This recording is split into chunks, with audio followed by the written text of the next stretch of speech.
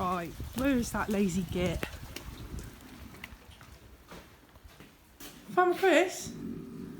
Farmer Chris? What on earth are you doing? Well, it was a very late night last night. We had a lot of lambing to do. Lambing? Yeah, up the field. We had about 30 lambs last night. Right. Well, we've got to tell the story for the kids. Oh yeah, brilliant. Is it raining out there? It is, yeah, it's a bit miserable. What, wet and miserable? Wet and miserable. Oh, right. I know. Why don't we show them a behind the scenes look at Honeybrook Farm? We could do. Do you think that would be good? I think it would be good. Do you think that would be alright? Because a lot of the kids are really nosy, aren't they? They are quite. And their grandparents are the worst, aren't Yeah. they? They really Always are. asking what I'm doing. So should we try and give them the impression that we're pretty good at running Honeybrook Farm? Yeah, we could show them that we do a little bit of work on Let's do it. occasion. Okay. So are you recording now? I am recording now, yeah. Okay then. Right, I'm ever so sorry, but my beauty regime has not happened this morning. But it's wet anyway, so we'll blame my hair on not oil change, lack of oil change, but wet outside. Right, so this, for all the nosy people, is the office for the animals. Yes, when you have a farm, you know, like when the chilblains want a little cat or a rabbit or a dog or something, a little puppy, that's it. You just have to consider, am I going to give it a good home?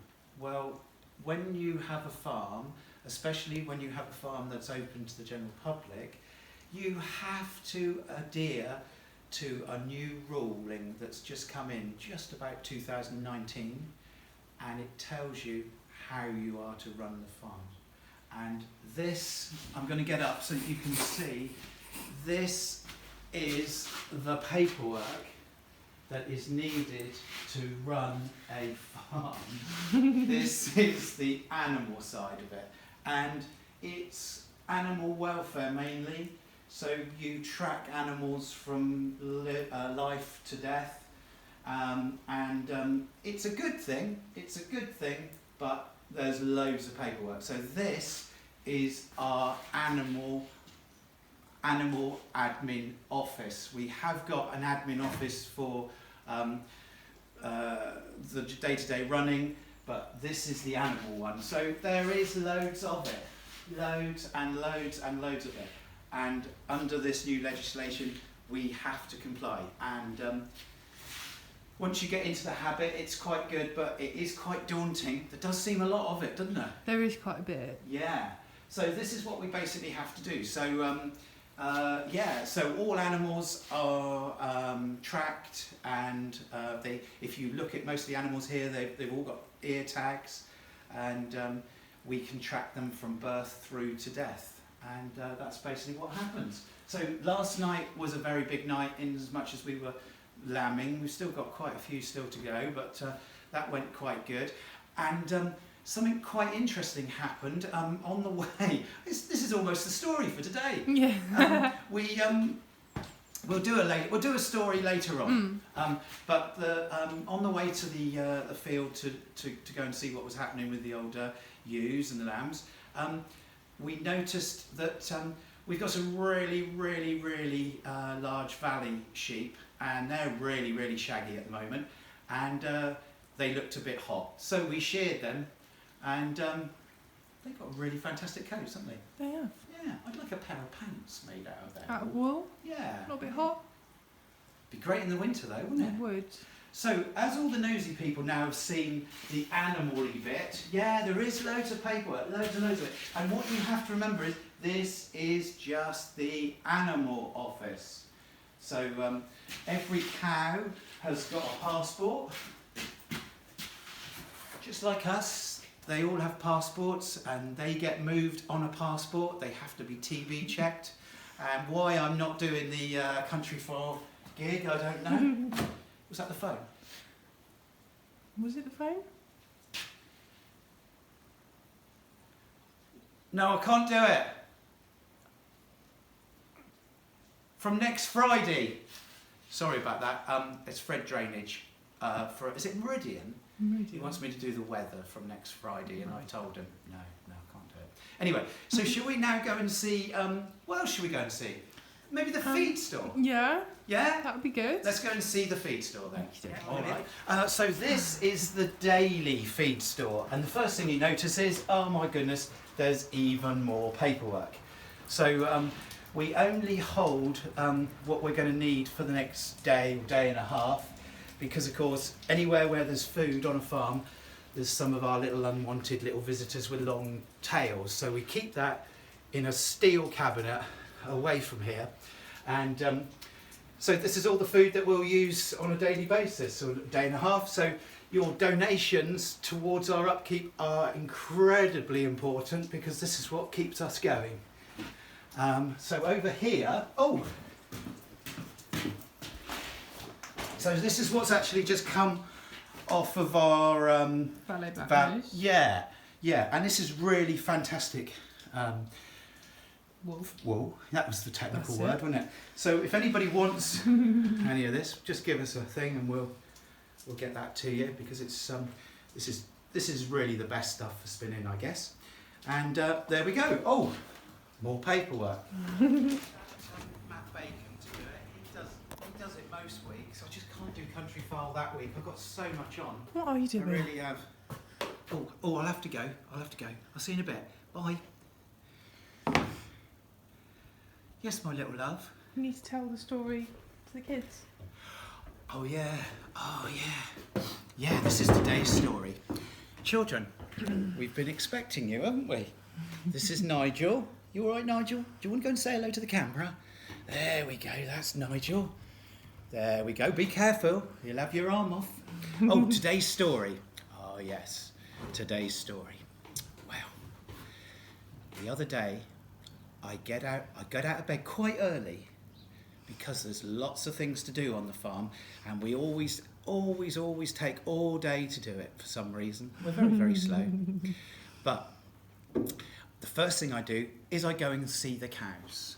And I go and see the cows and I make sure that they're mooing loudly, because when they're mooing loudly it means, Dad, can we have some food please? So I go and give them their food, and then I check their water, make sure they're looking all right.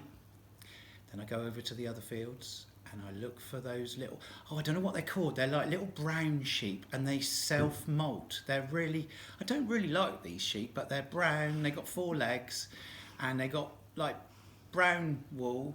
But the good thing is you don't have to shear them like I did yesterday. And make sure they're okay, and the alpacas and the llamas, make sure we get a smile out of them. So make sure we get them plenty of water, give them their food, then over to see the sort of like, they're kind of quite strange, these sheep. They're a little bit like reggae stars, a bit more Bob Marley-ish. So make sure they've got their food and they're walking all right and they've got plenty of water. And then the little goats, make sure they're running around, give them their food. And the pigs, make sure they're nice and smelly, because the children, we always have to make sure the pigs are smelly, because the children love smelly pigs, don't they? They do. They really, The smellier the better. Smellier the better. So we make sure that they're okay as well. And we feed and water those. And then anything else, really. And then I normally go in and have an emergency cup of tea. Make sure the cafe's done, they've done all their checks. Make sure they got coffee in the coffee machine and everyone's happy. And then we're open. But that day was like no other day, because normally about 10 o'clock we get really quite busy, but I'd fed all the animals and there didn't seem to be anyone around. So I went down to see the train driver and I said, have you had any passengers? No, he said. Oh. So I went to see the man driving the tractor for the tractor rides that the kids normally like. You had any passengers? No, he said. So then I went into the cafe, saw the person in there, and it was a real special day that day, because we had Jerry Halliwell, and the old people in your family will tell you who that was. And that's Jerry Halliwell from the Spices, and she normally works up here 3 days a week because she hasn't got much work on at the moment. So she's there, and I was, Jerry, What do you want? What do you really, really want? She said, normally, because that's what she normally says. And no customers. Went into the soft play, empty. Down on the bouncy pillow, not a soul. I couldn't work out where any of our customers were. So I drove on down to the fields, down to Charlie's Pond. No one down there. And do you know why there wasn't anyone in that day? Why? I'd forgotten to unlock the gate. Oh dear. So unless the customers had been able to climb over the gate, or I don't know, they just couldn't get in. So I'd actually forgotten to open the gate. And when I went out there were 3 or 4 cars, maybe a few more, and they were a little bit upset because I'd forgotten to open the gate. So for those people on that day, I do apologise, and that was almost a true story. Anyway, I'm up here at the moment making the area free for us to do our tractor building. Now, we have had a lot of people contact us about this tractor building. I don't think it's going to be 20 weeks. Reckon we can, not 20 weeks. 20 parts. Sounds like one of those magazines that you subscribe to, and then about £900 later, you've almost got half a car. But it's going to be probably about 10 parts. It is really, really, really simple. What it does is it involves a little bit of materials to be cut. Something like ply or sterling board, or we're using MDF. So you can make it out of anything, but even if you haven't got that material, it'll be on 10 different weekly parts, not weekly, daily parts, and you can just keep going back to them and refer to them, or maybe even make your templates. A lot of people are going to make templates, and then when they can get the material, they're just going to draw around the templates and make it. Get everyone involved, all the chilblains and that, they can actually paint the tractors, and we'll have a competition, and the best photograph of the best one will win a fantastic prize. So what you really need to do really is go and have a look, see what's in your neighbour's skips, really. Have a look, see what's in the neighbour's skips, pull that out. Obviously we can't make a tractor out of an old bathroom, but maybe, you know, sheets of something or other, and we'll start doing it. So are we going to start filming that kind of nowish? Now? Yeah. Yeah. Yeah, we could do. So come back and see us a little bit later on, and we'll show you the introduction to making the tractor. Love you. Bye. Yeah. Yeah.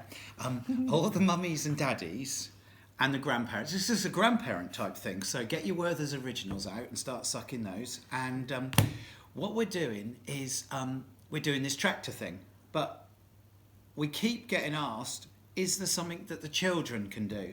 And the answer is, yes, there is. But this does involve a small amount of money.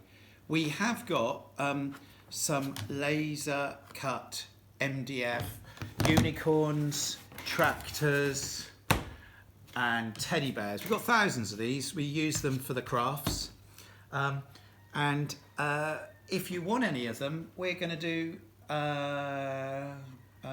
it's £1.83 to be posted, so they're £1 each. So if you want any amount at £1 each, and it's £1.83 for us to pop them in the post to you.